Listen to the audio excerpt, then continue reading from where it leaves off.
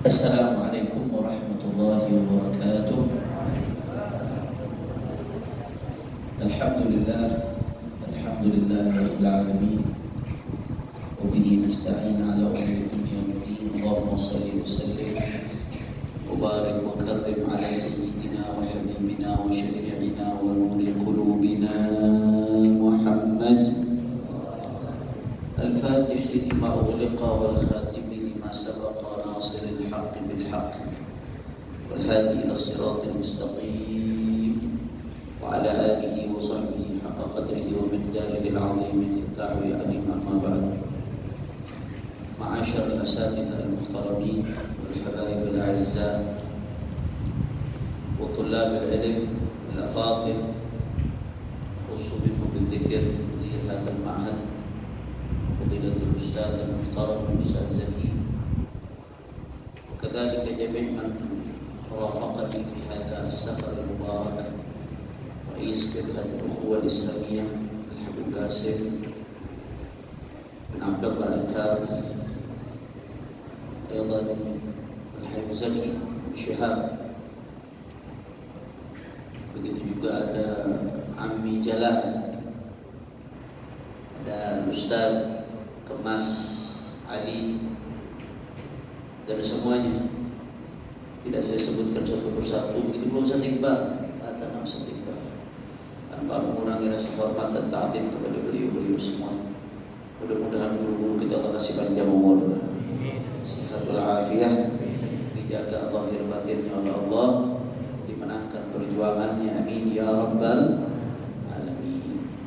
Begitu juga segenap santri, ada santriwati, tulab wa talibat Ma'hadul Burhan yang berbahagia pada sore hari ini. Mudah-mudahan Allah Subhanahu wa taala yaftaha alaina wa alaikum futuhal arifin wa yufaqqihna wa iyyakum fid din wa yu'allimna wa iyyakum at-ta'wil wa yu'allimna wa iyyakum sawa'as sabil, amin ya rabbal. أتحدث معكم باللغة العربية وباللغة الإندونيسية، يفهمون العربية كلهم؟ بعضهم. إذا مراعاة للبعض الآخر سأتكلم معكم باللغة الإندونيسية. Karena kata beliau sebagian nggak paham bahasa Arab, ya nggak mungkin. Untuk menjaga perasaan yang sebagian, kita bicara bahasa Indonesia. Baik, ahibah al-kiram, seorang santri kalau mau sukses, terlepas dari apa yang disebutkan oleh para ulama di kitab ta'lim, muta'allim, begitu pula Habib Ibrahim bin Suwaid panjang lebar di dalam Al-Manhajus Sawi ketika bahas tentang fondasi ilmu, begitu pula Syekh Hashim Asy'ari dalam kitabnya Adabul Alim Al-Muta'allim. Itu apa-apa yang sudah disebutkan oleh para ulama sangat penting. Tapi saya ingin menambahkan ada dua hal penting yang ini bisa menunjang kesuksesan seorang santri di dalam menuntut ilmu. Kalau dua hal ini betul-betul dilakukan oleh seorang santri, maka faqad qata'al masafat at-tawilah, dia telah memotong jarak yang jauh sehingga menjadi dekat dan lebih cepat, lebih tepat insyaallah.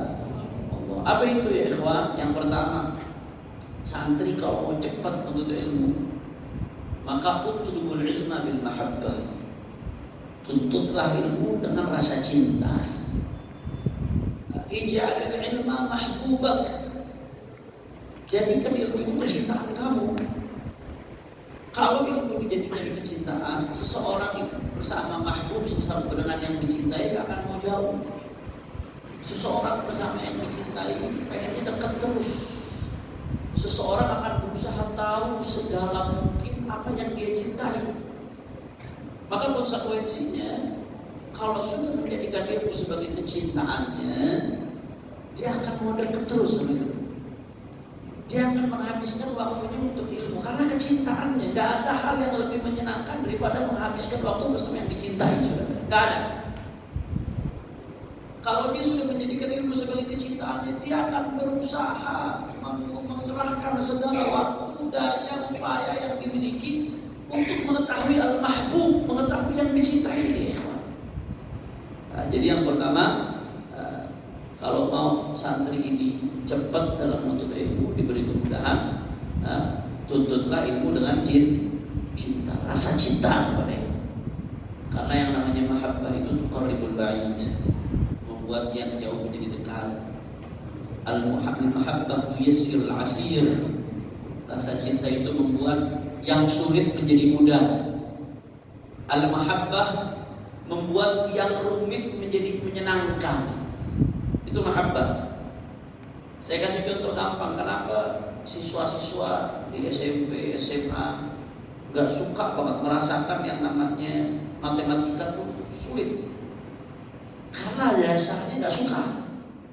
Karena udah gak suka, akhirnya nganggapnya jadi sulit. Padahal kalau dihadapi dengan perasaan suka, dia akan mencari dan ujung-ujungnya mudah. Begitu pula di pesantren-pesantren umumnya, santri itu anggap ilmu nahwu sulit, sorof sulit, ilmu mantek sulit, usul fikih sulit. Kenapa? Karena awalnya udah gak suka duluan. Mindset yang ditanamkan itu awalnya udah gak suka. Karena awalnya udah gak suka duluan, akhirnya semua terasa menjadi sulit. Karena semua dirasakan sulit, ujung-ujungnya gak bisa dan gak berusaha untuk bisa. Nah, saya ingat dulu waktu kuliah di Al-Ahqaf University. Ahqaf ini jurusan saya Fiqh Usul. Al-Ahqaf University terkenal dengan ilmu usul fikihnya. Pelajaran usul fikih detail sekali di Ahqaf. Mulai dari syarh al-waraqat, lanjut ke Ghayatul Usul, lanjut usul fikih Hanafi, lanjut ke al-adillah al-mukhtalaf fiha, lanjut ke takhrijul furu' al-usul, lanjut sampai ke ilmu jadal. Detail sekali usul fikih di Ahqaf. Nah, di antara pelajaran yang paling menakutkan buat para mahasiswa itu kalau sudah ujian Ghayatul Usul, Syarah Bil Usul di Syekhul Islam Zakaria Al-Ansari. Itu mahasiswa kalau udah mau ujian Ghayatul Usul stres, mau ngadepin Ghayatul Usul stres. Tapi tahadutsan minimal fakir, justru Ghayatul Usul pelajaran kesukaan. Bahkan dulu saya masih mahasiswa sudah ngajar di Lofi, ngajar privat buat adik-adik kelas, ngajar Ghayatul Usul. Padahal saya masih mahasiswa saat itu. Kenapa?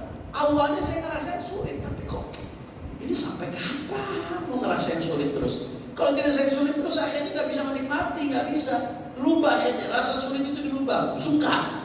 Begitu suka akhirnya jadi penasaran. Begitu penasaran akhirnya jadi mudah. Nah, ini penting sekali. Saya kasih contoh bagaimana ulama-ulama itu menjadi ulama-ulama besar karena memang dasarnya rasa cinta kepada ilmu. Ada seorang ulama besar namanya At-Tilmisani dari mazhab Hanafi. At-Tilmisani ini ketika beliau masih kecil, dia terkenal dengan kitab Takhrijul Furu' al-Usul, dipakai di kampus-kampus di Timur Tengah. At-Tilmisani ini dia ketika masih kecil, mungkin umurnya 7 tahun. Ada di sini yang 7 tahun, 8 tahun? Ada sampai 7 tahun, 8 tahun?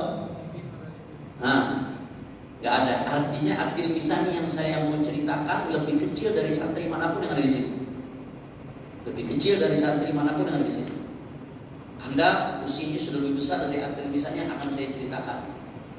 Suatu saat At-Tilmisani hadir di majelis gurunya, seorang ulama besar di zamannya. Dia masih kecil, 7 atau 8 tahun. Ketika At-Tilmisani kecil ini hadir di majelis gurunya saat itu ngajar tafsir. Kebetulan saat itu yang sedang dibahas tafsir Awsaful Jannah, tafsir yang membahas sifat-sifat surga, ayat-ayat sifat surga. Di situ diceritakan fiha ainun jariyah, fiha sururun marfu'ah, wa aqwabun mawdu'ah, wa namariqu masfufah, wa zarabiyyu mabthutha tajri min tahtiha al-anhar. Wah, di Al-Quran banyak ayat-ayat yang menjelaskan tentang sifat-sifat surga. Nah, setelah syekhnya panjang lebar membahas ayat Awsaful Jannah, ayat-ayat yang menjelaskan sifat surga, At-Tilmisani yang masih kecil ini begitu selesai ngaji, gurunya mengasih kesempatan, saya mau nanya, beliau angkat tangan, nanya. Maka kecil dia nanya, ini majelis ulama besar di zamannya, hadir ulama-ulama. Kau mau nanya? Ya silakan, apa pertanyaan? Pertanyaan dia simpel tapi mengagetkan. Apa pertanyaannya? Hal fil jannati majalisul ilm? Pertanyaannya, di surga nanti ada majelis ilmu enggak? Jadi dia, kalau anak sekarang kan bayangannya surga bidadari. Nah, bayangannya syaratnya surga makan khomer, karena khomer boleh di surga dan seterusnya. Ini kan semua itu dikesampingkan sama dia. Ditanya hal fil jannati menjadi surga, pengajian nanti di surga ada apa enggak? Gurunya karena orang alim jawab dengan tenang, na'am fiha ma tashtahihil anfus, sesuai dengan tadi. Kata gurunya ya di surga itu apa yang kamu mau ada. Apa yang kamu harapkan ada. Kamu pengen majelis ilmu, pengen kelas-kelas jadi pesantren begini, ada nanti di surga kalau kamu kepengen seperti itu. Tahu apa jawaban Nabi Sa'id mendengar jawaban gurunya? Dia menjawab, "Lau qulta la qultu la ladzata fiha." Wahai guruku, andai kata kamu mengatakan di surga enggak ada majelis ilmu, maka aku akan mengatakan di surga enggak enak. Untuk kamu jawabnya di surga ada majelis ilmu. Kalau kamu bilang di surga enggak ada majelis ilmu, aku akan bilang surga enggak enak. Shallallahu alaihi Nabi Muhammad. Masya Allah. Kenapa? Karena saking cintanya sendiri. Kalau udah cinta itu merasakan nikmat ilmu. Kalau udah merasakan nikmat ilmu nggak pengen jauh dari majelis sudah aja ikhwan. Ya, luar biasa. Itulah yang akhirnya beliau merasa cinta kepada ilmu ini, yang akhirnya menjadikan beliau seorang al-imam al-allam usuli at-tirmizani al-hanafi.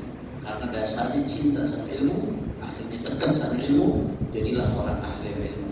Jadi mulainya cinta sama cinta dulu. Ada seorang ulama namanya Az-Zamakhsyari. Az-Zamakhsyari ini kalau secara akidah Mu'tazilah, dan ikut-ikutan akidahnya. Tapi fil lughah fahuwa hujjah.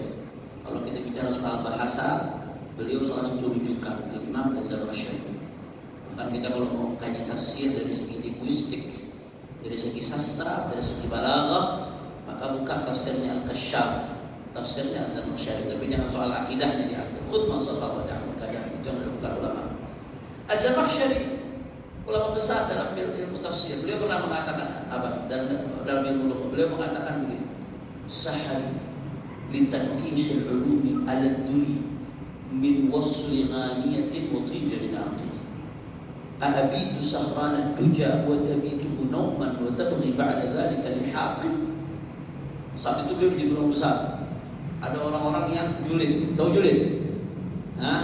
Hasud. Pengen sama seperti beliau diperlakukan sebagai seorang ulama besar. Apa jawaban Zamakhsyari?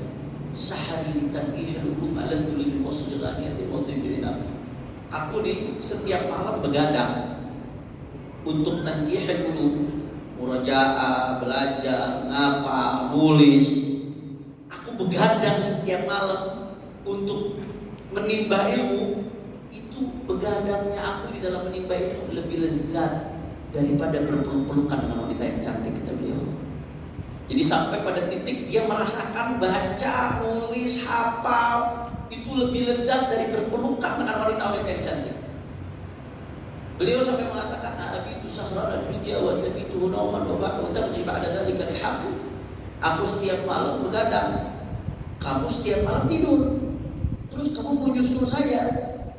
Kalau bahasa sekarang mimpi kali ya. Jelas dasarnya cinta dengan. Kalau udah cinta nggak perlu terpaksa, nggak perlu dipukul-pukul dari kamar masuk kelas. Nggak ada, kalau udah cinta nggak begitu. Justru begitu nggak ada ilmu suka orang udah cinta. Sehari 2 hari nggak ketemu ilmu, sejam 2 jam nggak ketemu ilmu, suka itu orang udah cinta. Sebagaimana orang yang mencintai kekasihnya, beberapa saat dia nggak ketemu kasihnya akan sumpah hatinya, saudara. Kalau kita kan beda, nggak seperti itu. Kalau Zamakhsyari begadang karena ilmu, kalau kita enggak. An-naumu 'indi wal kasal ahla madaqatan min al-'asal in lam tusaddiqni fasal man kana mithli fil kasal. Tahu artinya? An-naumu 'indi wal kasal. Kita ini saya nih. An-naumu 'indi wal kasal, bagiku yang namanya tidur dan malas-malasan, mager-mager, itu ahla madaqatan min al-'asal, itu lebih manis daripada madu. In lam tusaddiqni, kalau kamu nggak percaya sama aku, fasal, maka tanya siapa? Man kana mithli fil kasal, orang yang malasnya sama sepertiku, tanya, pasti dia juga merasakan sama seperti aku. Itu kalau kita, itu yang membedakan kita dengan ulama-ulama terdahulu. Jadi kalau ente menuntut ilmu dasarnya sudah cinta, apa pelajaran yang susah? Pelajaran yang susah itu berusaha cintai pelajaran tersebut, maka akan jadi mudah. Pelajaran yang sulit itu berusaha cintai pelajaran tersebut, maka kamu akan menikmati. Maka biasanya sesuatu itu ada asbabul mahabbah, ada sebab-sebab yang menjadi penyebab munculnya rasa cinta. Disebutkan oleh Imam Al-Ghazali dalam Ihya Ulumuddin babul mahabbah. Di antara sebab-sebab timbulnya rasa cinta itu al-jamal, keindahan, al-ihsan, perbuatan baik, dan seterusnya. Jadi ilmu itu jamal, punya keindahan. Kalau kamu udah sadar keindahan ilmu dan kamu udah sadar betapa indahnya ahlul ilmu, kamu akan cinta sama itu. Baik konsekuensi di dunia atau di akhirat. Kalau kamu udah sadar berapa pengaruhnya, berapa besarnya dampak positif ilmu terhadap kehidupanmu, kamu mau nggak mau akan jatuh cinta sama namanya ilmu itu, saudara. Nah, ini kita harus paham betapa pentingnya ilmu, betapa bermanfaatnya ilmu, sehingga kita menjadi jatuh cinta kepada ilmu. Kalau sudah jatuh cinta kepada ilmu, waktunya akan dihabiskan buat ilmu. Kalau sudah waktunya dihabiskan buat ilmu, insya Allah Allah akan jadikan dengan ulama al-amilin. Amin ya rabbal. Jadi yang pertama apa? Nuntut ilmu dengan orang kompak, lemes-lemes banget santri mesti semangat. Nuntut ilmu dengan cinta. Yang kedua adalah memaksimalkan potensi yang dimiliki setiap saat. Ya. Mengoptimalkan, menggunakan potensi yang dimiliki secara optimal. Jadi setiap dari kita ini punya potensi. Hanya saja ada yang menggunakan dengan optimal, dengan maksimal, ada yang tidak menggunakan. Ulama-ulama dulu mereka menggunakan potensi yang mereka miliki itu secara optimal dan maksimal. Ulama-ulama dulu. Makanya jadilah seperti Imam Suyuti yang ngarang sampai 700 kitab lebih. Jadilah seperti Al-Imam Nawawi yang karya-karyanya Masya Allah, Syarah Sahih Muslim dari Imam Nawawi, Rawdatul Talibin dari Imam Nawawi, Al-Majmu' Syarhul Muhadzab dari Imam Nawawi, Minhajul Talibin yang menjadi rujukan mazhab Syafi'i dari Imam Nawawi, Riyadhus Shalihin dari Imam Nawawi, At-Tibyan fi Adabi Hamalatil Quran dari Imam Nawawi. Apa lagi kitab Nawawi? Tahdhibul Asma' wal Lughat dari Imam Nawawi. Kitab-kitab luar biasa. Beliau kenapa bisa seperti itu? Padahal sama kita sama-sama makan nasi. Artinya sama-sama makan. Manusia anatomi tubuhnya sama. Beliau punya otak, kita punya otak. Beliau punya mata, kita punya mata. Beliau punya telinga, kita punya telinga. Beliau punya lisan, kita punya lisan. Beliau punya tangan, kita punya tangan. Tapi kenapa Imam Nawawi bisa seperti itu? Imam Suyuti bisa seperti itu? Kalau saya jauh-jauh lah, Imam Nawawi zaman dulu belum ada medsos, belum ada TV, belum ada HP. Depan mata Buya Syekh Muhammad bin Abdul Maliki, karyanya 70 kitab lebih, karya-karya yang luar biasa. Belum lagi didikannya. Sampai sekarang kita terasa bagaimana barokah ilmunya Buya Syekh Muhammad bin Abdul Malik di Palembang. Ada Buya Habib Umar Abdul Aziz bin Syahab, ada Habib Hamid Al-Habsyi dan yang lainnya, murid-murid daripada Buya Syekh Muhammad bin Abdul Malik. Ngarang kitab, mendidik rijal, murid-muridnya lagi bukan lagi ulama, aulia sholihin, murid-murid beliau, saudara. Aulia sholihin, orang-orang istiqamah. Belum dakwahnya beliau, belum berbuat baiknya, sedekahnya. Apa yang membedakan beliau dengan kita? Apa yang membedakan? Yang membedakan itu tadi, sama-sama punya potensi, sama-sama manusia. Cuman bedanya beliau menggunakan potensinya dengan maksimal setiap saat sampai wafat. Kalau kita enggak menggunakan potensi yang kita miliki dengan maksimal, kecuali kalau kepepet. The power of kepepet. Kalau udah kepepet baru potensi maksimal kita pakai. Makanya kadar kita ya kalau jadi ulama pun ulama kepepet jadinya. Saya kasih contoh Anda semua punya potensi maksimal. Saya kasih contoh. Ini santri-santri pondok pesantren Al-Burhan. Ada yang satu malam istiqomah baca kitab 50 halaman. Kalau ada saya kasih hadiah langsung 500.000. Satu malam baca kitab istiqomah setiap hari per malam 50 halaman. Ada? Yaudah saya turunin per malam secara istiqomah 30 halaman. Mutolak. Ada? Gak ada? Hari-hari biasa. Nggak ada yang seperti itu. Susah nggak satu malam 50 halaman? Jawab yang jujur. Istiqomah 50 halaman satu malam sulit nggak? Ya sulit. Jawabannya jujur sulit. Pakai nggak mau jawab lagi. 30 halaman satu malam istiqomah. Mutolaah sambil tipis-tipis dihafal. Susah nggak? Susah. Tapi jawabnya jujur. Kalau ada ayam beristighfar, hari-hari ujian, ada di sini yang kalau malam ujian baca sampai 30 halaman rata-rata. Bisa nggak? Keburu nggak? Keburu.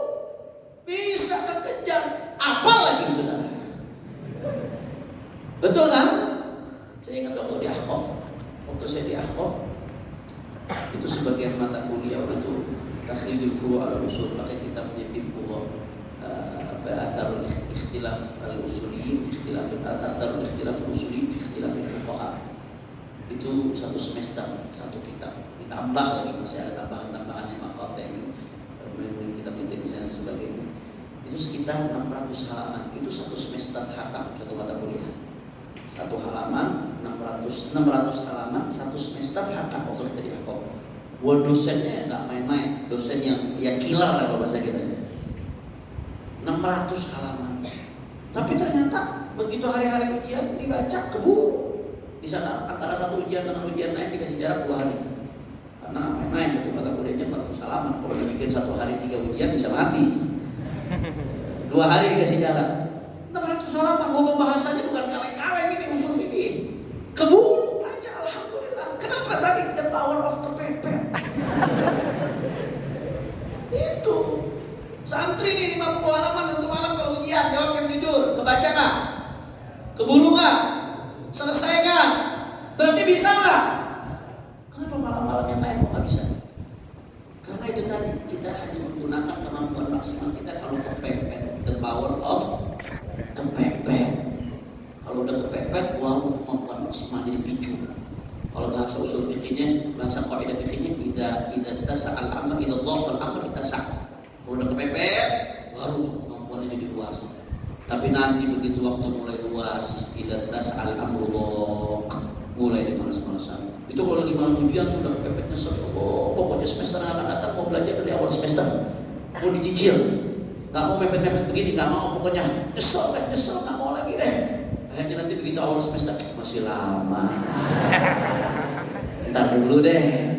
Mau ngapain, buru-buru santai, masih minggu depan.